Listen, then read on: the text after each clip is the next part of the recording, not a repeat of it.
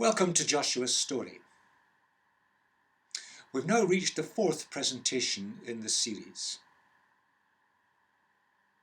And the focus of this presentation is on Joshua's southern campaign. Joshua's story, the southern campaign.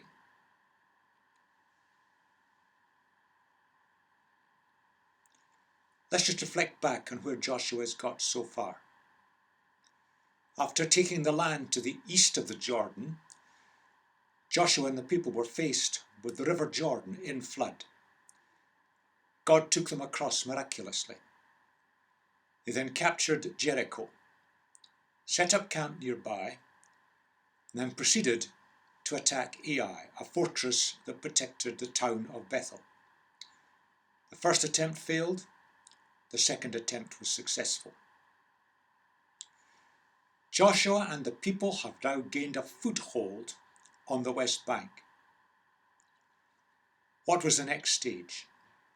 Now on the map you can see in the middle an area called Gibeon. It's centred around a town called Gibeon, and it's related to one or two adjacent communities. This is the story of the first capitulation, but it was done by deception. There was a group of communities centred on this town of Gibeon, and they realised, we've had it. We can't take on this army, we're going to lose. So they worked out a way to deceive Joshua and to enter into a treaty. Some of them pretended to have come on a long journey, presented themselves to the Israelite camp, and they sought a treaty of peace and protection. Then their true identity was discovered, but it was too late. The treaty had been entered into and promises had been made, and their true identity was then discovered. The question arises, why was Joshua taken in? It was a clever trick, because people stuck by promises, and promises made before God couldn't be broken. And a little community of people here had now entered into a treaty of protection, that if they were attacked, Joshua and the army would protect them. That's what they said. Your servants have come from a very far distant country because of the fame of the Lord your God. We have heard reports of him, all he did in Egypt, and all he did to the two kings of the Amorites east of the Jordan. Then they go on, make a treaty with us. They had recognized that they couldn't win against Joshua's army. The God that Joshua and the army served was far too great for them. They had no interest in coming to God. They had no interest in serving God. They just wanted a peaceful life. They couldn't win, so they sought a way to get round it. You could summarize it that way. God's reputation had reached them, and they couldn't stand against God. And they sought favour and protection from God's people. But they were not interested in serving Almighty God. They just wanted life to be made easy for them, so they wouldn't be wiped out. Joshua made a treaty with them to let them live. He thought they'd come from a far country. And the leaders of the assembly of the people of Israel ratified it with an oath. Now, said before God, you couldn't break it. It was a binding treaty. In modern language, it had been signed and sealed. But then when Joshua discovered, he challenges them, and this is their answer. Your servants were clearly told how the Lord your God had commanded his servant Moses to give you the whole land and to wipe out all its inhabitants from before you. So we feared for our lives because of you. And this is why we did this. We're now in your hands. Do to us whatever seems good and right to you. They knew they'd won. They'd got the treaty signed. It wouldn't be broken. They weren't going to be wiped out. And that was all they were interested in. They weren't interested in the Lord God, whom the people of Israel served. The reason? the writer's very honest. When faced with this group of people who came, pretending to have come from a long distance away, the Israelites did not inquire of the Lord. Well, if you don't ask God's advice, you may not get his advice. If you don't ask for God's wisdom, his wisdom will not be available. So they were conned. And Joshua was conned into making a treaty with these people. And it posed problems for centuries afterwards. What Joshua said was that, well, I can't break the treaty, but I'm now putting you under a curse. I'm going to put you into slavery. I won't wipe you out, but you'll never be released from service as woodcutters and water carriers for the house of my God. You'll serve us, you'll serve my people forever because of what you've done. Well, the people of Gibeon were prepared to accept that. It was better than being wiped out. They had sought military protection and they'd promised cooperation. And in a sense, both sides kept their bargain. But they ended up with being enslaved. Their towns were allocated eventually to the tribe of Benjamin. And it's an interesting piece of history that Benjamin, that tribe, never ever really prospered. It faced all kinds of problems, despite being at the very heart of the land of Israel. And it raises in mind the question, had this compromised Benjamin just too much? Later, the Gibeonites got some revenge. King Saul had tried to wipe them out, breaking the treaty many, many years later. And the Gibeonites executed 7 descendants of King Saul in revenge. And David allowed it.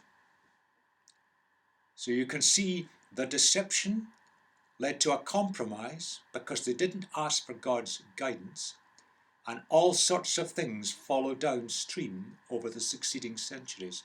And that is so often the way. One wrong decision has a kind of domino effect of problems that follow on afterwards.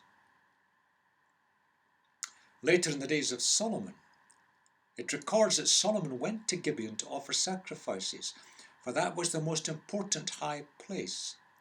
And Solomon offered 1,000 burnt offerings on that altar. Now the key little phrase there is high place. That is a description of worship centres that were used by the Canaanites in their false and very evil religion. Now the religion was false and very evil because it brought in all sorts of sexual activities and fertility rites, but it also included the offering of children being burnt to death. So it wasn't a good thing to be associated with that. And Solomon had compromised because he was now using a location which had been devoted to these evil practices, and he was using it to build an altar to God. And that was a problem that the people of Israel had for centuries. The compromise. And high places still were being used, pagan sites with pagan altars, being compromised with the worship of God. And again, there's a connection back to this little event of the deception of the Gibeonites.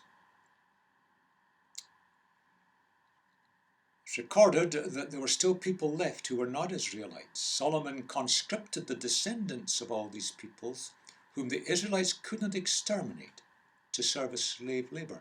They couldn't wipe out the Gibeonites because a promise of a treaty had been made in perpetuity. So they were still being used as slave labour. They suffered. The people of Benjamin suffered. Solomon suffered. The nation suffered. All because of a deception that was successful because the people hadn't consulted God. There is a terrible lesson for us in this, a much, much bigger lesson. That a decision taken without listening to what God is saying, can often have a series of domino effects down over the years that bring hurt and harm to so many. If the Gibeonites had genuinely come and sought to worship the Lord, the God of the Israelites, it would have been a different ballpark. But they didn't. They weren't interested in that. They were just interested in getting themselves off the hook.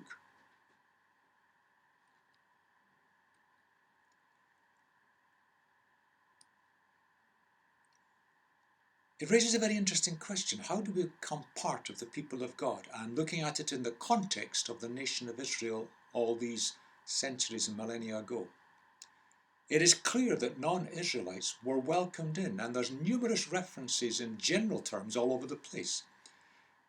People who weren't born to be Israelites were welcomed in when they identified with the people of God and wanted to worship the God of the Israelites. And we have two examples, two ladies I put up there, one Rahab that we've looked at before, and later Ruth, who was a Moabite citizen. So there's a warm welcome for people who wanted to join and identify with the people of God and worship the same God. But when people tried to get in by subterfuge, in this case it ended up with enslavement. It didn't really work. And it's an interesting picture because people did join the Jewish nation and became fully integrated into it when they sought to worship the God of the Jews. And indeed in the days of Jesus we see communities of what were known as God-fearers who were associated with the Jewish people all over the Roman Empire. They really were appreciating the nature of the Almighty God Yahweh, the self-existent one who created everything, the God of relationship, the God whom the people of Israel worshipped. And they were coming in to be part of the people of God. And much of Paul's activities in reaching out touched the lives of these people who responded to Jesus very quickly. But that important lesson, a wrong decision taken, can lead to consequences that are very uncomfortable. And leadership, and indeed the people, we must learn to consult God to get the right decisions. That's a very big issue. Too often we take our decisions and we don't even think about what God wants or whether He's saying anything. And simply being aware that we want God to guide us, that just opens the door, and He will allow direct intervention or circumstances or events to guide us to the correct decisions. We don't need to worry about it, but we must be willing for it. If you like, we decide that we want to listen to God. We leave it to God to guide us then, and He does.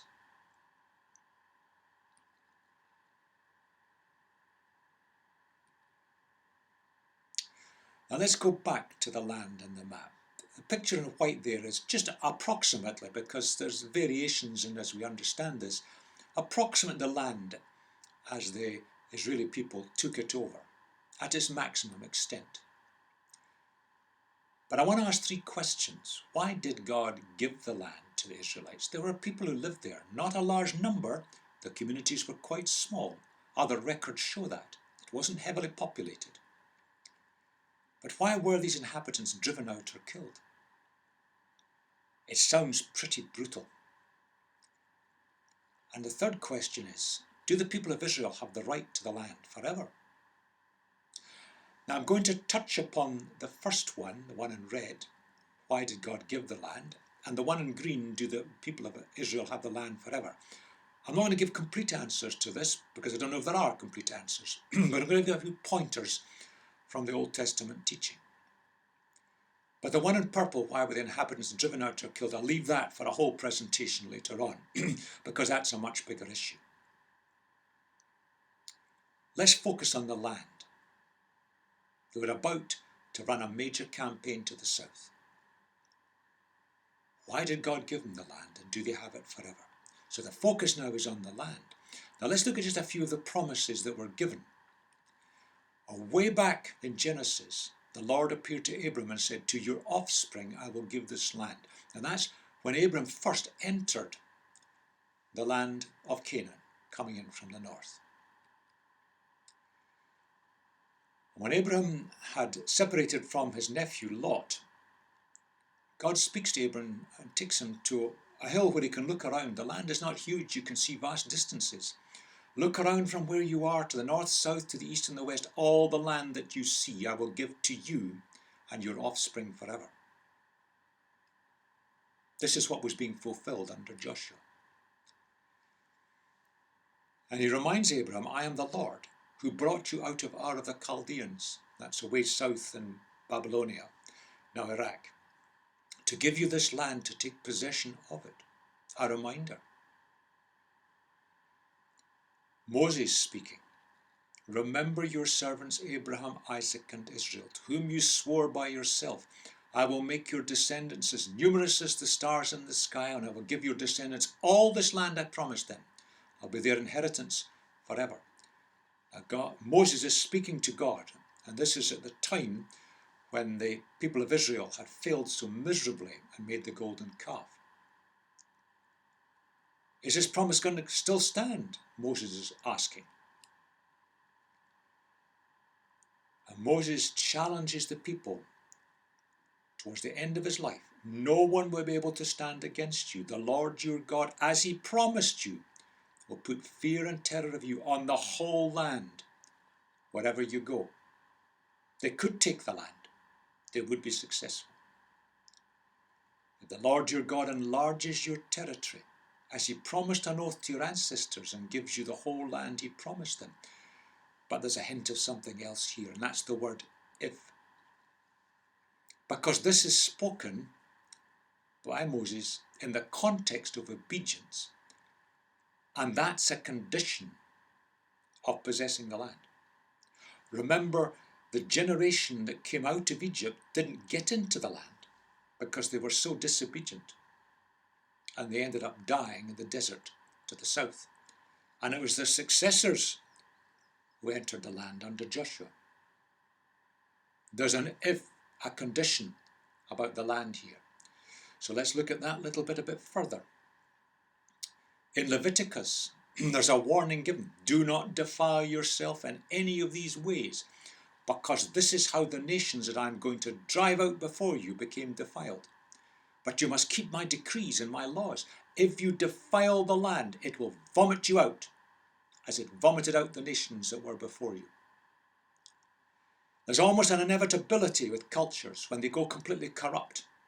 They kind of implode and fall apart, and someone else takes over. Leviticus goes on, keep all my decrees and laws and follow them, so that the land where I am bringing you to live may not vomit you out. You must not live according to the customs of the nations I'm going to drive out before you. That's a very clear warning. They had to maintain their purity of worshipping God and living quality lives, because the people who were living in the land had indulged in some terrible evil practices. Beginning of Deuteronomy, after you have lived in the land a long time, if you then become corrupt and make any kind of idol, you will quickly perish from the land that you are crossing the Jordan to possess. You will not live there long, but will certainly be destroyed. The Lord will scatter you among the peoples, and only a few of you will survive among the nations to which the Lord will drive you. There's a clear warning, and it has happened a number of times in history. The land must not be sold permanently, because the land is mine, and you reside in my land as foreigners and strangers. In a sense, God owns the entire world. He made the universe. But the reminder here is that God has given this land to the people of Israel. And they're not just to make a profit of it and selling it to whom they like. Not to exploit each other or anybody else. The land is God's. And it's been given to them for a purpose. The land was in a critical position in the world because it allowed the owners of that land to influence south into Africa and north into Europe and Asia. And it is in fact not chance that the Lord Jesus Christ was born in this land, because the gospel, the good news that he came to bring, moved rapidly and quickly in all directions. And towards the end of Joshua, the warning given by Joshua to the people, then you may be sure that the Lord your God will no longer drive out these nations before you. Instead, they will become snares and traps for you, whips on your backs and thorns in your eyes, until you perish from this good land, which the Lord your God has given you. That's compromise with the people and the ways of life that existed before they came. Till you perish from this good land. So there's a lot of warnings. The land was given to them conditionally, and a lot of warnings about it. Let's look at what happened in history. This was said at the time when Solomon had completed the temple. And it says, but of you, and the you is plural. So it's not just Solomon, although it's spoken to Solomon, it's spoken to the people who were there. But if you or your descendants turn away from me, do not observe the commands and decrees I have given you, and go off to serve other gods and worship them, then I will cut off Israel from the land I have given them, and will reject this temple I have consecrated for my name. Israel will then become a byword and an object of ridicule among all peoples. That has happened several times in the history of the land. For example, this speaks of the Assyrian conquest of the whole of the north of Israel, about 2/3, 3/4 of the land. It was flattened. All this took place because the Israelites had sinned against the Lord their God, who had brought them up out of Egypt from under the power of Pharaoh, king of Egypt. They worshipped other gods and followed the practices of the nations the Lord had driven out before them. So the people were taken from their homeland into exile in Assyria, and they are still there. Indeed, they never came back. The Assyrian Empire overran them. When a culture becomes corrupt, it self-destructs. They lost the land. They didn't come back. And in Jeremiah, and this was the conquest of the land under the Babylonians. Now there was only the southern bit left, the smaller part. The Lord said, it's because they have forsaken my law, which I set before them. They have not obeyed me or followed my law. Therefore this is what the Lord Almighty, the God of Israel, says, I will scatter them among the nations that neither they nor their ancestors have known, and I will pursue them with the sword until I have made an end of them. That's a horrendous picture, a frightening picture. And the Babylonians came over, they sacked the land, they burned the cities, they enslaved the people and took the best of them away to Babylonia. The temple was flattened, everything of value was stripped out and taken back by the Babylonians. And the people were in exile for a long time. And the great nation of Israel was never ever restored the way it had been in the days of David. All because they broke the conditions. So we've got to be very careful about looking at the permanency of occupation of a land. It's God's land. And he gave the land to Israel. He gave them it as a capital resource. They could live. It was fertile. It was a secure base, because God wanted to reach the world from this land and draw humanity back to himself. Israel failed, but the greatest descendant of the Israelites that ever lived, Jesus himself, he succeeded where the nation of which he was part had failed. The land gave peace and prosperity. It's a kind of secure base for the people of God. And the people of God today, we need a secure base. And we're losing it through our disobedience. It's a God-given gift.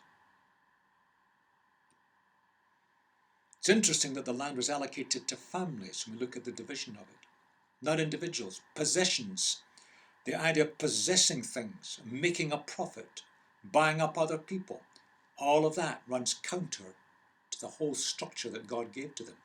This idea of accumulating land and wealth, it's reversed by the Jubilee plans that I touched upon before. Every 50 years, things reverted back to their original owners. And this was to stop the rich becoming richer and the poor becoming poorer. This was God's land to be shared. And it was given on the basis that the people would remain faithful to God. They were to do the task that God called them to do, which was to bless the nations of the world, given originally to the forefather of the nation, Abraham. Because they failed in that, the land was forfeit. Because you see, when you go up after other gods, when that was no longer the agenda of the Israelite people, when they were feathering their own nest and exploiting each other, as happened so powerfully and dreadfully in the days shortly before the collapse of the land, they were implicitly denying all that God stood for, and his nature and his ownership of the land. It's his land. He'd given it to the people as a base so that they could do his work. That for unfaithfulness meant loss of the land. And that's a spiritual interpretation, but you can easily interpret it simply in terms of when cultures become corrupt, their very corruption leads to their destruction. And you only have to look at all the empires and patterns of life throughout the centuries in the world to see this. When cultures become corrupt, they self-destruct, they implode, they fall apart, and someone else takes over. And I see today the culture of Western Europe going corrupt. And I'm going to suggest that we will see the self-destruction of our culture if we do not return to faithfulness to God.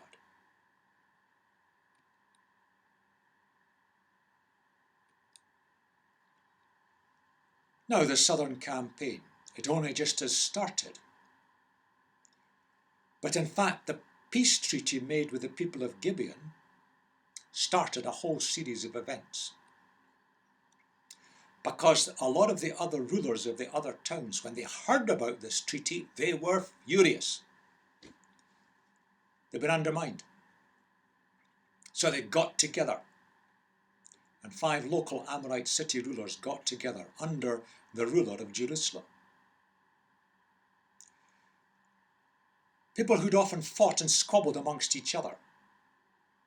They joined forces, got a big army together.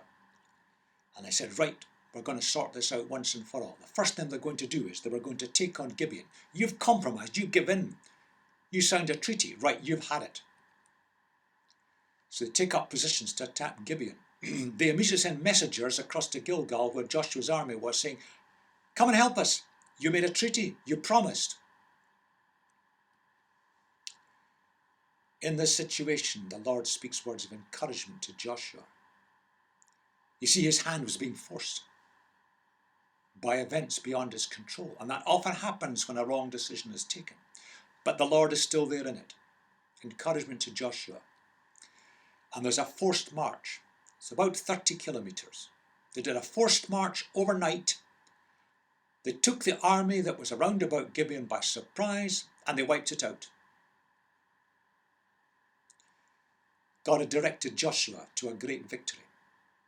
After that, they then chased the remnants of the army up the road going out towards the west. And God starts to act on behalf of God's people. There's a violent hailstorm, and the fleeing army, utterly demoralized, they are there for the pickings. Then there's a strange story I'll return to in a moment about the day being extended till the rout is completed. The 5 rulers who'd got together, they hide in a cave, trying to save their own skins. They found Joshua didn't have time to do anything with it, so he just ordered the entrance to be blocked up. And he went on. chasing the people. Afterwards he returned, opens up the cave and kills the kings. Sounds pretty brutal, and that's an issue we've got to return to. How can we justify that behaviour? So this is the beginning of the southern campaign. All started by the compromise with Gibeon, which forced the issue. But God turned it to advantage. From Ajalon they moved south. Now, Makkedah, we don't know exactly where it is, but it's approximately there. They captured it, and they used that as a kind of base for an army campaign over the whole southern area. Now, I've not marked off all the towns. So it's a kind of resting place, a base camp. And they used that, and the army moved around the south, capturing little fortress after little fortress, town after town. 5 of them are named. We don't know exactly where they all are today, but I've marked 2 of them, Lachish and Hebron, which still exist today. But they covered the whole of the southern area, moving around, capturing and winning the battles. And then at the end of the chapter, there's a kind of summary of the subduing of the whole of the southern region. It's described from Kadesh Barnea, and that's well to the south. That's right at the edge of the Sinai desert. Gaza is away to the west and the left on the coast. Goshen is away down in the south on the coast. And Gibeon is up in the central hill country. So it's a kind of quick picture of the whole of the land that they captured and they conquered. It took quite a while, but they then returned to their base camp back in Gilgal, near the river Jordan.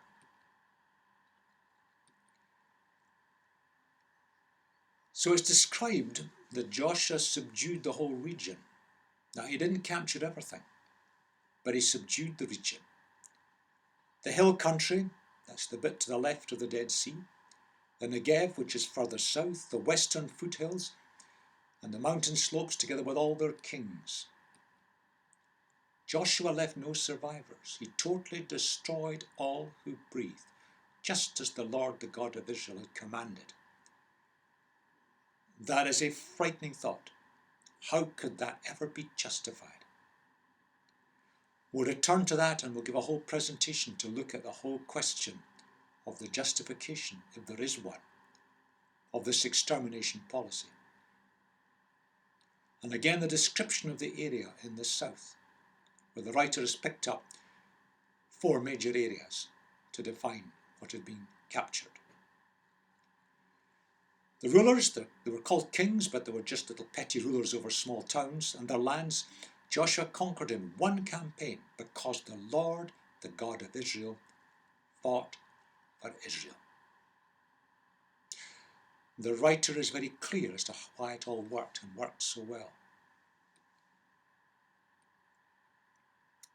There's a rough picture of the area that was subdued. Might have gone a bit further south, maybe a bit further to coast, it's not quite certain. But that's the rough picture of the area that had been conquered by Joshua and his army.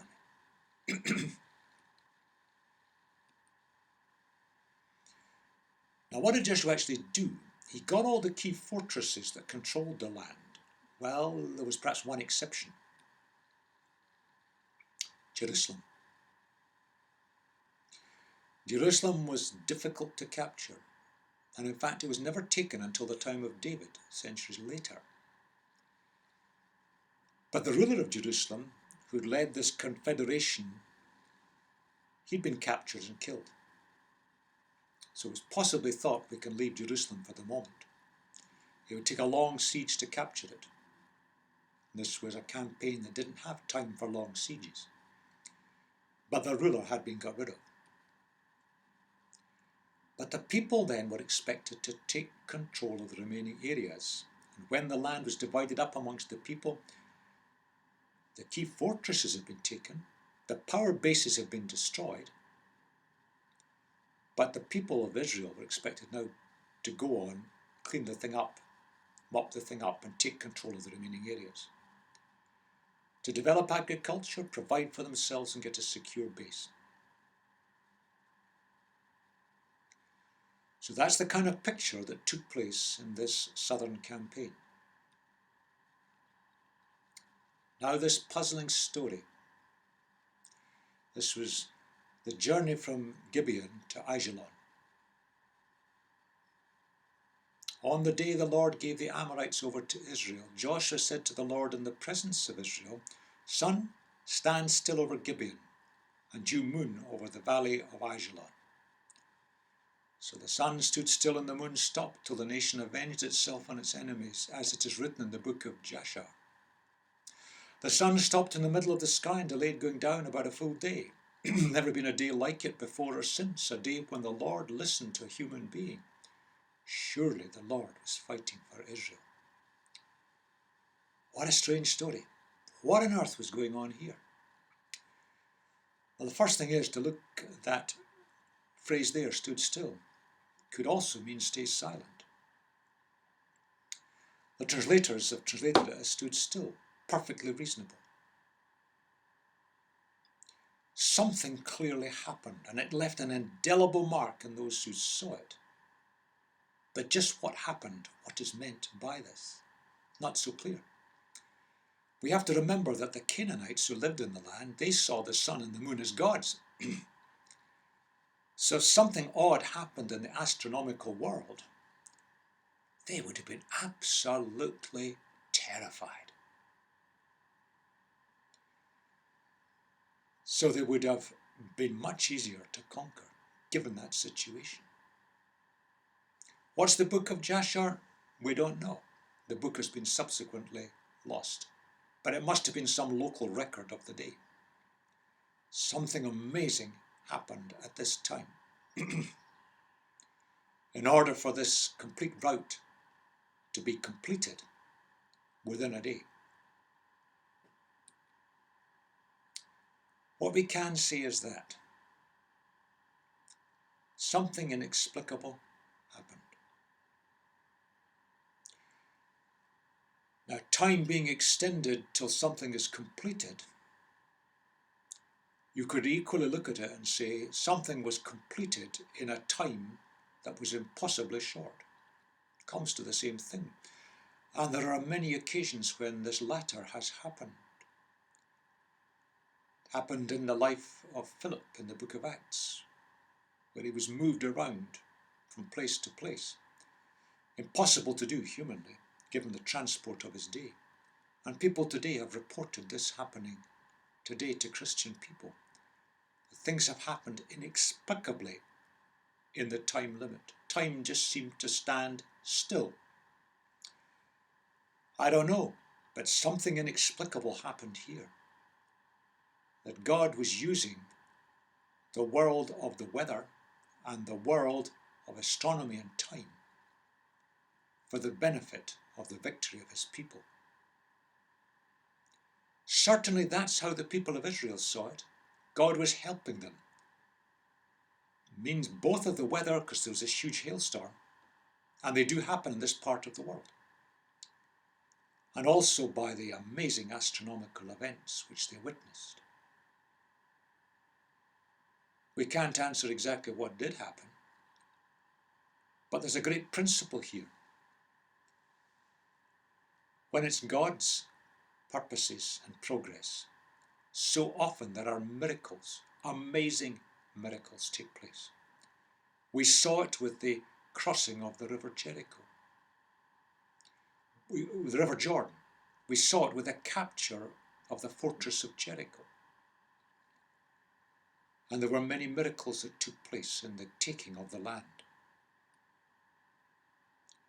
And God, who made the universe, is quite capable of doing anything, if he so chooses. Puzzling, but encouraging.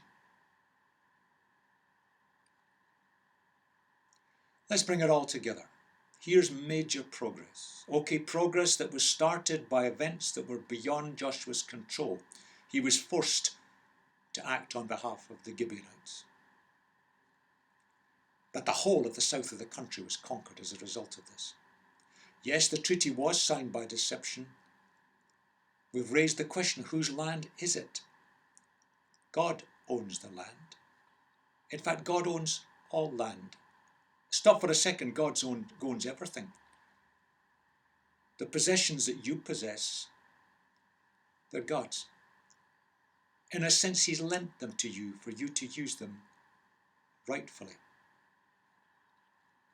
It's worth thinking about when we think of our possessions and our money. Cultures do go corrupt. And when cultures go corrupt, they self-destruct, as history has revealed to us. I've described it as an implosion. They just blow up into themselves. They fall apart, and someone else or something else takes over. And possession of the land is conditional. That is made absolutely clear in the Old Testament. There is no guarantee that the land would be possessed by the people of Israel forever.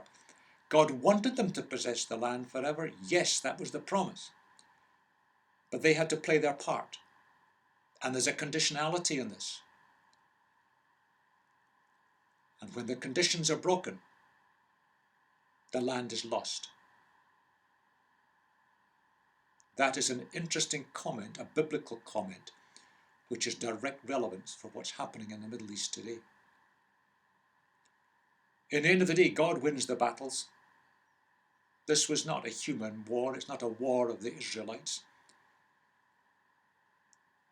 God had ordained that the people who lived in the land, scattered communities, doing some horrendously evil things. A culture had gone corrupt and was ready to be wiped out. And all the key centres in the southern area were captured. So Joshua now had the central belt of the country. He had the south. But there was much yet to be done. And when the people settled there, they discovered they had much to do. And in many ways they failed to do it. The southern campaign was major progress in the purposes of God. And we'll move forward to the next presentation to turn our attention to the north, the northern campaign.